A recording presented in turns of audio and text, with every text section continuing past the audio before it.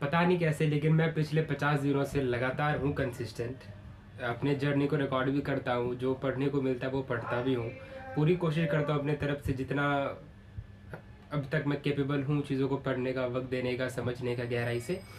अपने हिसाब से सब कुछ करता हूँ।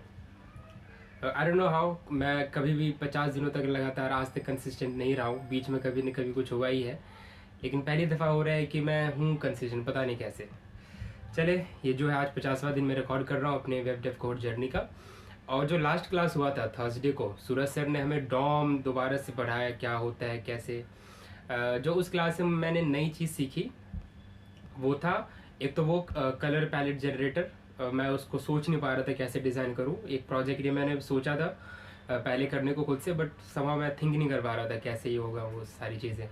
तो दिखा भी मुझे, मतलब जब बना रहे थे सर, तो आई थॉट कि ये है थोड़ा सा कॉम्प्लेक्स, थोड़ा मैथमेटिकल है दूसरे प्रोजेक्ट्स के कंपैरिजन में। टू डू लिस्ट आसान था, एपीआई फैच करना आसान था, कैलकुलेटर बनाना भी बहुत ज़्यादा मुश्किल नहीं था। हाँ, थोड़ा सा कोड उसका ज़्यादा था, that's it.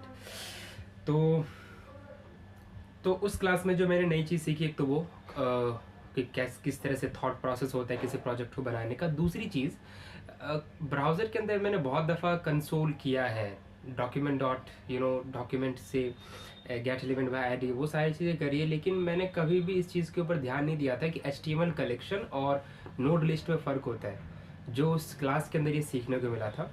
So that was kind of जब चीज़ें आती थी लेकिन बहुत अच्छे से नहीं आती थी, जो एक तरह से पॉलिश हुआ स्किल वहाँ पर, नॉलेज डॉम के बारे में और ब्राउज़र के अंदर जो फीचर्स है उन सब के बारे में। सो ये बहुत ज़्यादा एक अच्छे से कॉन्फिडेंट फील कर रहा हूँ अब डॉम के ऊपर।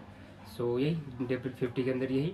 और कल फिर होगा जावास्क्रिप्ट का क्लास, जहाँ पर कि बैकएंड सिखाया जाएगा, दोबारा से होगा सब कुछ शुरू। पता नहीं क्या पेस होगा, कैसा होगा। सो मैं इंतज़ार में उस क्लास का। यही है डे 50 में।